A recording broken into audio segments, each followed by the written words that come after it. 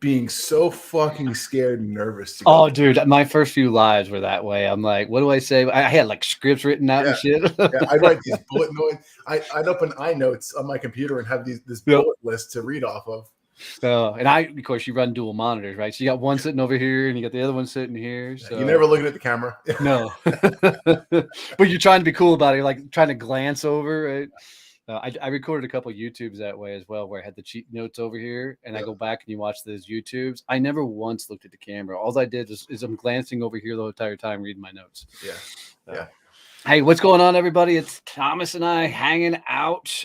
We both are doing some really, really cool things. So we just want to jump in, use our powers of collaboration, and see if we can't make some noise and talk about some of the cool things we're into. So, Thomas, why don't you introduce yourself? Tell everybody who you are, what you do, all that fun shit. Yeah, for sure. Hey, man, Donnie, first off, thanks for kind of putting this together. You and I hopped on a call last week, and we said, hey, we should kind of support each other a bit more than we do. We do a lot of similar things.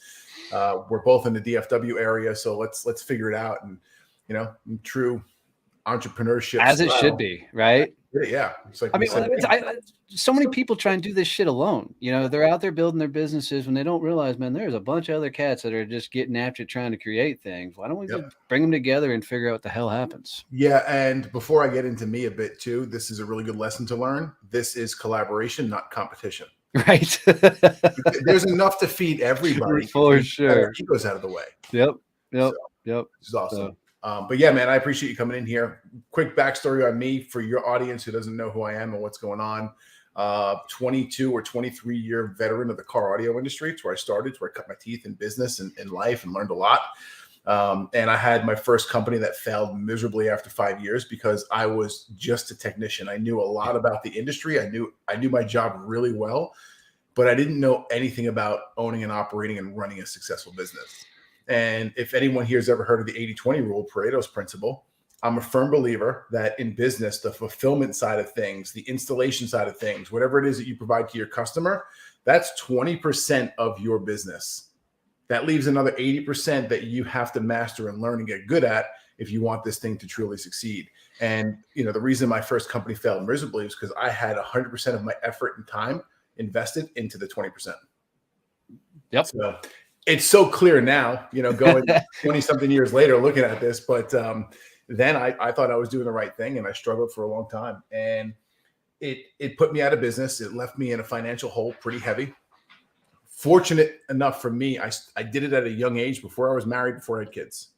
Smart. Yeah. So got out of that company, went to work for someone for a handful of years, got back on my feet, learned a little bit more about life, a little bit more about business and all the things. And I got tired of working for the guy as much as I loved him. And he's still a dear friend to this day. I look up to him. He's a mentor.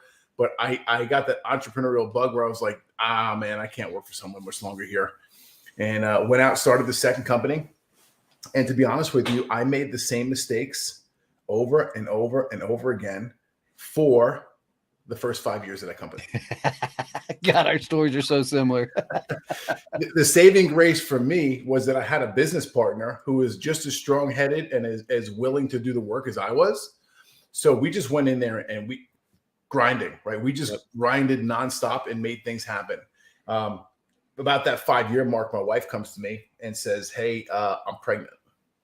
And I was like, oh, awesome. It was a good thing. We were kind of on the path of trying and making a family. A couple of weeks go by and it was like the universe said to me, hey, knock, knock. This is your notice that you need to grow up, become an adult. Time to start adulting.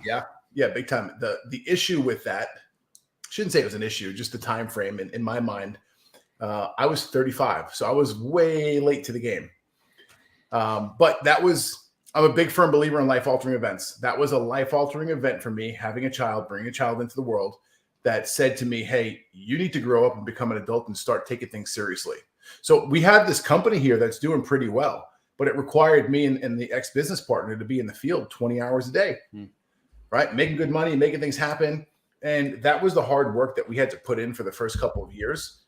And then we started building the foundation to turn it into a real company after that, which we did. We had success. We had a great company, bunch of team members. We grew rapidly from that point. But the piece that enabled us to grow was the willingness to go out and ask for help from other people who'd been there and done that. Yeah. And went out, looked for coaches, looked for mentors, looked for masterminds, looked for network groups, all of those things, right? Those are all things that you and I are both heavily involved in today. Yep. That right there was the missing piece of the puzzle that allowed us to really grow and scale the company. So, yeah, it's crazy, man. Our stories are so fucking similar. Similar background. I did 4 years in Marine Corps, then I did 20 years straight commission sales. I turned 40 though, so even 5 years after you jumped. Same situation. I had a business partner, great dude. We're still great friends. The dude taught me a shit ton. Yep. And I just got to the point to where I felt like there was something more. Like there was a different life to be lived yet, right? Mm-hmm. And so I made the leap. In my first year in business, I got put on a non-compete that I didn't remember signing. It wasn't my business partner that came at me. It was the corporation. We were in a franchise, and they came after me. So I couldn't talk about sales training, business development anywhere in the world. And that was all I knew.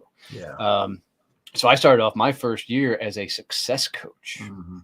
And to this day, I have no damn clue what a success coach is, right? It's for sure a business whore that just says yes to anything. Yeah.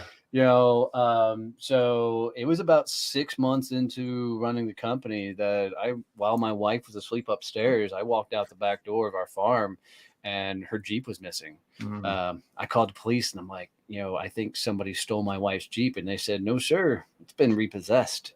And I went, shit. Wow. So I had to go in, tell the wife, literally, that not only had her Jeep been repossessed, but the mortgage was 3 months behind. Mm-hmm. I pissed through all my money trying to make this business work. Yeah. So I'd already cashed in my 401k trying to throw money at this thing. She had to go cash in her 401k. Yeah. And, so that was our last lifeline. We had nothing else. And she said, get off your ass and go sell something. Mm-hmm. Luckily for me, I found podcasting, and podcasting saved my ass. It did a couple of things. One, it gave me a network that didn't know that I was looking for and needed. Yeah. But two, it taught me freaking processes and systems, because I was getting the luxury of interviewing, some of the coolest cats in the world. And, to do that, you can't have a shit show behind the process, right? So I had to figure out the operations. I had to figure out scheduling. I had to learn how to hire people, fire people, which I got really good at firing for a little while because I was really shitty at hiring.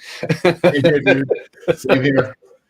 And the podcast ended up taking off. We built a podcast consulting agency that did really well. Then when the non-compete came up, I was able to launch the training company.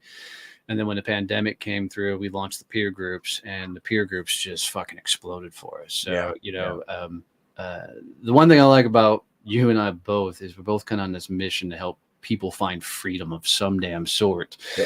I do it from the perspective of nobody was fucking doing it for me when I was out there, right? So this was just straight, just head to the grindstone, not telling anybody how bad it was, because, if anybody knew how bad it was, nobody would do business with you, right? Yeah, sure. Just grinding it out, man. Yeah, that's literally why I started getting involved in doing it. I wrote a book a couple of years ago. I got a copy here, of course, shameless plug. On Fuck Your Business, right? And Fuck the Focus, which is so funny. Yeah. So I got this going here because, hey man, I struggled so hard through the first business, through the second business. I mean, listen, if you don't struggle in business, I don't care what level you're at, you're probably not pushing hard enough. Right. But going back to what you said, back in the day, the internet wasn't what it is today. Yeah. Google wasn't what it is today. There was no such thing as ChatGPT or AI to help you with certain things. Yep. So there wasn't someone that you could just go to and say, hey, I need help with. Plus, let's just call it what it is. We're two probably males more on the alpha scale of things. And going and asking for help from others really isn't what we like to do. Right. There's a little bit of an ego thing there. It's a lot of a bit of an ego thing there. Yeah. But once you hit the wall so hard and there's nothing left, you can't take any more money, any more blood from a stone kind of thing. Like, you kind of got to put your ego aside and say, hey, I need help here, or like, I'm just not going to make it. And that's kind of the point that I think both you and I had to get to. Yeah. And I'm so grateful that I did, because it now allowed me to go out and find some people who really did help me. And they inspired me to go do the things like write the book, right? They connected me with the people in the right networks who were doing things like this. Because if you asked me 20 years ago, 25 years ago, as a kid coming up from Long Island, New York, who was in the car audio business, if I would ever write a book, I would have looked at you sideways like, you crazy? Right. I'm a kid who barely made it out of high school. I'm a kid who barely made it through English class, you know? So it's all a perspective switch to me. And by me putting a couple of hours, months, weeks, whatever you want to call it, into this thing over here called a book, and I'm able to publish something that's able to, if I could help one person get through some of the crap that I had to deal with easier and better, maybe compress time for them, then it was a complete success. 100%. You know, that hard-headedness comes up in so many ways. I mean, I know for a fact I had to fail so bad that I had no choice but to fight. And so, you know, for me, I tried everything else. You know, I tried going to the seminars and getting the coaches and the mentors, but I was always working for somebody else. So it was all like a half-ass maneuver for me, right? I needed to have somebody basically grab me by the damn ears and say, you know, dude, you're fucking it all up. It's time to shift. It's time to move. And that's when not only did I start fighting for myself, but I started fighting for my wife, because I damn sure wasn't being a husband I was supposed to be, you know, through the process with her. So this gave me the fuel, if you will. And I would challenge that a lot of motherfuckers need to hit some sort of rock bottom so they'll start fighting. You do. You know, I wish it wasn't that way, but that hard-headedness and the ability to know what you're actually made of, you know, a lot of people don't want to go through that. Yeah. And for me, building a business has been the greatest tool on the planet to meet the dude in the mirror. Yep. Yeah, because you're legitimately going to see what you're made of. So we both got freaking some really cool conferences, summits coming up. Why don't we talk about yours, dive into it a little bit? Who's it for? What's the point of it? All that stuff. So tell them about Step It Up. Yeah, so we did the first Step It Up live in November of 2022, which is crazy because 6 or 5 months from now, we're going to come up on a year, which is mind blowing. But this is something that I had in my head for a couple of years. I've been to a lot of different events, a lot of different conferences, you know, learned a lot, been a member of and ran a bunch of different masterminds. And I got a really good understanding of what I wanted and what I didn't want in my own event. And here's my thought process, my theory on it right now. There's a lot of events out there that are rah. Let's pump you up. Let's fill you full of the endorphins. Yes, there are. Oh, and by the way, before you leave, make sure you sign up and buy my shit. Yeah, my $30,000 program, right? Look, I'm not knocking the model by no stretch of the imagination, okay? But I was like, hey, this is saturated right now with a lot of that going on. What can I do different with my events? How can we make this more of a tactical event where you come in and, yeah, you're going to hear a little bit of that. It may bump you up and give you a little bit of motivation, but we're also going to get real tactical, real strategic, and you're going to do some work while you're here. Yep. So by the time you leave here 2 days from now, you're going to have some stuff that's ready to roll and get implemented to your company when you get home. Freaking love that. Yeah. So that was my take on it.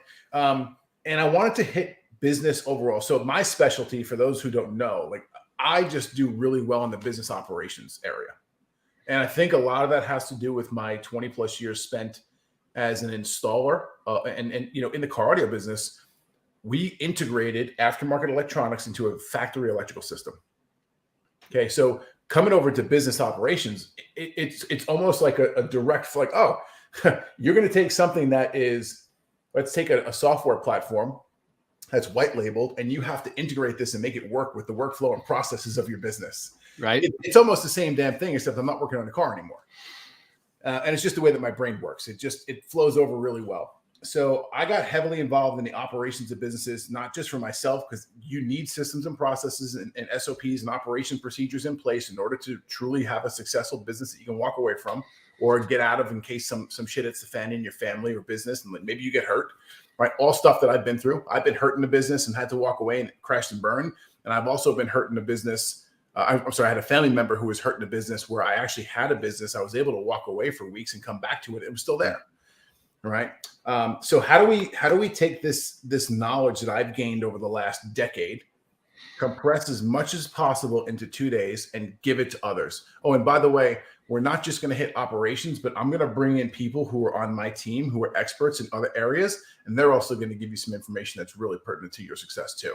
So I'm going to bring in my CFO. I'm going to bring in my attorney. I'm going to bring in some mindset and leadership dudes who've helped me tremendously, right? I'm going to bring in some of my team members who help run my organization because they actually specialize in other niche pieces of the operations than I do. So let's bring all this together. Let's spend 2 days. I'm not going to break the bank either. I'm not asking you for $5,000 or $8,000 or $10,000 to come in here. I want you to show up. I want you to bring your team if you have a team, and let's make you better in the next 48 hours. Freaking love it, dude. What I love about that is how you came up with the concept of your summit. It's 100% the same direction we went. Same thing, dude. I went to all the events and I got tired of getting pitched at on stages. You knew what it was coming, when it was coming. And the networking was always great. But the content that they were teaching was all this webinar ClickFunnels flow stuff, right? It wasn't enough tactical things in there for me. So I love that, dude. And I love that you have the operational expertise because I don't think there's enough of that in the marketplace because literally that's my weakest side of my business is the operational side of things. That's why I have to have operation people on my team that handle all that stuff because I know process is freaking, you can't run a business without it. You damn sure can't scale a business without it. And I love the fact that you have that much big focus on there, and then the ability to bring in the people that have worked with you and now deliver those people to fucking others. That's just a beautiful touch, dude. I freaking love that. So when is your event? Next one's coming up here in Dallas, August 9th and 10th. And we're going to be at the Dallas Omni in the city of Dallas. So we had the last one there in May. We do them around every 90 days or so. We like to do the events. It's a good piece because the way that we work it. Yeah, I have a mastermind. Yes, we do offer things in the back end too. And yes, you can come work with us long term. One of the things that we do is the event itself is open to the public. Okay, so if you want to grab a ticket and come in, cool, awesome. We'll gladly have you. But part of the perks of coming in and being a member of my program, of my mastermind, regardless of what level you're at, we issue a general admission ticket as many times a year you want to come. You're welcome to come because, yes, will the content be similar from each event? Yes, it will be, but there will always be new information that's there because the room is always different. Yep. So come on in. Let's get a refresher. If you know anything about quarterly planning when it comes to teams or executive offsite kind of deals, the max capacity that the human brain can really go between those meetings before it starts to kind of fizzle out and do its own thing is about 90 days. So this is also one of the reasons that we're bringing our people, our community, back together every 90 days. So, hey, I know you were at the last one. Yes, there's going to be some overlap here at this one, but I need you to come in, or I suggest that you come in here because you're going to get face-to-face with your people, networking. You start to break bread with people. You start to do life with people. Oh, and magically 6, 7, 8, 9 months from now, maybe you guys over there are doing something together. Yep. On the JV scale, or maybe you're just helping them out in life or business outside of what we have going on here. If I can facilitate any of that, I've won. Hell yes. Guys, you'd be crazy not to go to this. I love the energy behind it. I love that you're doing it. I love that it's in my backyard. Even though it's Dallas, I won't hold that against you too much. That's awesome. So small business owners, I'm assuming. Yeah. Small business owners. We've got people who are coming in who are, leaders in small businesses who are coming in for their leader. We have teams. So we'll have for instance, we had a gentleman who's local to Dallas. The last event, he showed up. He's the owner. Him and his wife own the company, and they brought 6 of their team members to come with them. Nice. Because the information that we're giving them is not necessarily just for the business owner or the entrepreneur. It's for the executive or the leadership team in the company. So super helpful for them. And we definitely say, hey, you're more than welcome. You want to bring a team? You want to bring your spouse? Bring them, because we also understand the power of proximity, getting in the room. So you've probably been in a situation like this, because I know I have, right?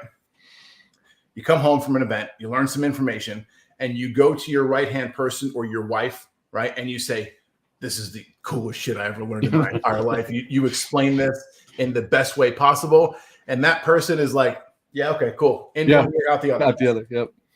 But if that person was in the room, they would have heard it from the source, and they would have bought into it a lot better than necessarily hearing it from you. And add into there, because the way yours is designed like ours, you're working on it. You're going to go before you go to that happy hour, go to the after hour, everything else. You're going to sit down and work on that damn thing, whatever it was. And then it's totally rocked and fire. And by the time, you're back to the office and fully in implementation stage, easy for you to say, Jesus. Yeah, 100%. 100%. So let's give me the backstory on yours, man. Like where did this idea come from? Like, did you have any event planning experience? No, it was actually pretty funny. I was doing a live, and a gal watching the live said, "Hey, I got a speaking engagement for you down in San Antonio." Mm-hmm. And I said, "Cool." And there was a bunch of people on the live, and they were like, "Well, if you're gonna go down to San Antonio, why don't we just come down there and see you speak?" Which I thought was cool. Well, then a bunch of people started saying it. They're like, "Well, if you're gonna do that, why don't you just rent a hotel space and you can teach us stuff while we're down there?" I'm like, "Wait, hold on. I'm not going to do this shit 4 hours away down in San Antonio. If we want to do something, let's do it up in Fort Worth, and let's put something together where I've got contacts and the likes." And somebody on the live typed in and goes, "And let's call it DonnieCon." I'm like, "No, we're not fucking calling it DonnieCon." And there's some old schoolers that still hang around that still call it DonnieCon.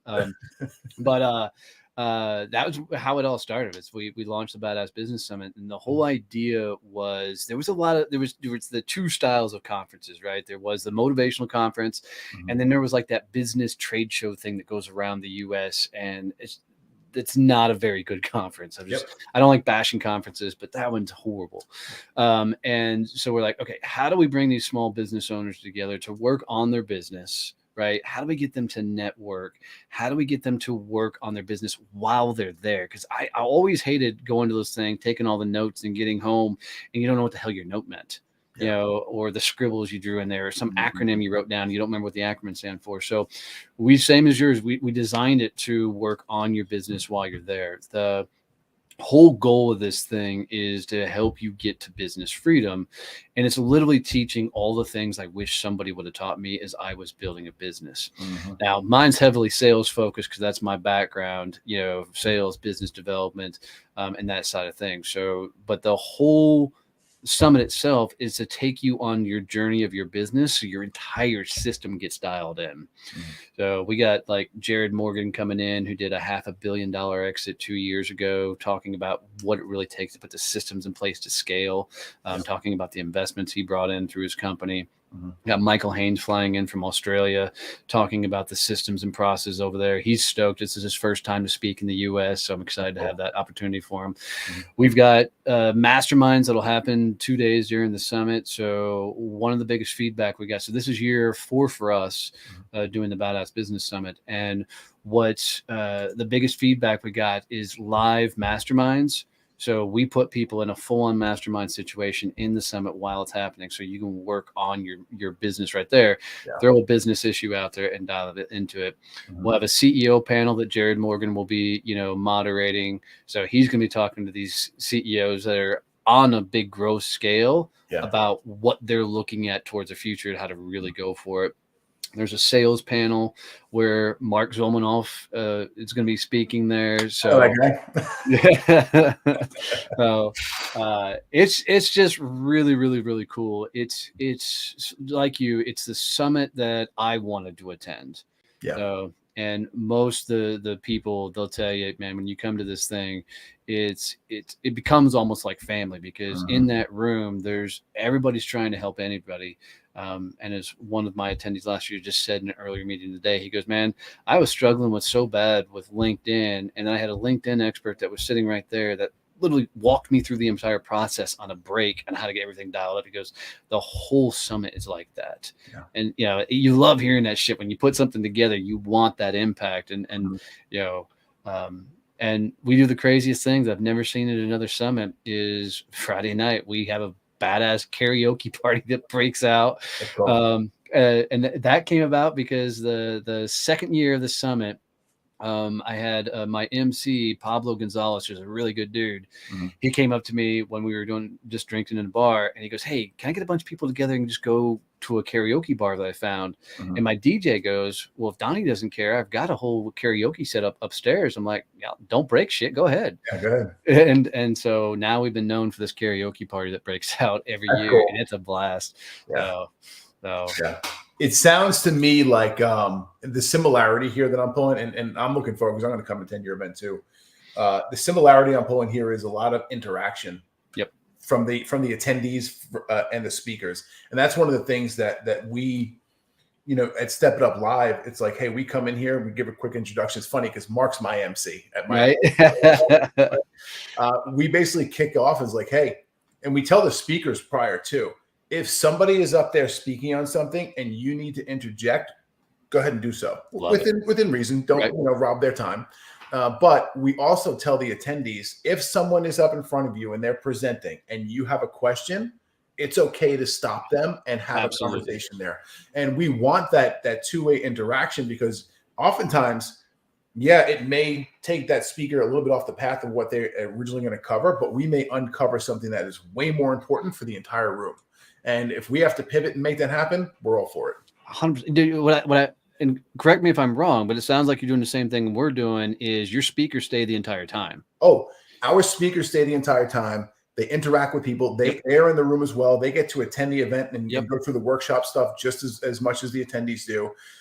We also have a VIP option, right? So we don't do karaoke, but that's on them if they want to afterwards. But our VIPs, we usually do a really nice dinner. This last one we did in May, we had a big room in the back of Terry Black's barbecue that we rented, and we had great food and a couple of drinks for anyone who wanted to drink and good dessert. But we have all the speakers come to the VIP dinner as well. Nice. And it's funny, man, you get the right people in the room, like the right group of people to do something, and you almost don't have to communicate. Yep. And I'm really big on communication. This is some things that just naturally happen. And this happened at the very first Step It Up Live when we had a VIP dinner. And we go into this room, we go into this restaurant, and you got these big tables and this big room, and there's 30, 40 people in there and whatnot. And, it can get lost, and people can also start to puddle up into their cliques. Yep. Right. And oftentimes what you'll see at an event like that is the speakers will go and click up and not interact with the attendees. And that's just not how we do it. Like, our people go out into the crowd of these tables and interact, and you'll see people getting up and switching seats and having conversations with other people. So the speakers that come into the event they're not unobtainable, if that makes sense. Yeah. They're there for you. They're there to have conversations with you. They're there to speak with you. They're there to help you as much as possible. If you want to joke around and just do some bullshit stuff, they're there for that too, right? They're just good, solid people who want to interact with others and give back any way they can. Absolutely. In addition to that, because we're the same mindset there, I know that certain people don't always have the courage to ask the question, right? They don't have the courage to maybe walk up afterwards to talk to them. So by putting the speakers at the tables and telling them to go move around, interact, now there's a better chance that person who may not have the courage to say, hey, I'm into this, I need this, is sitting side by side next to one of the speakers, and hopefully they find the courage there. Mm-hmm. Oh, I just love that interaction. Yeah, it definitely makes it different for sure.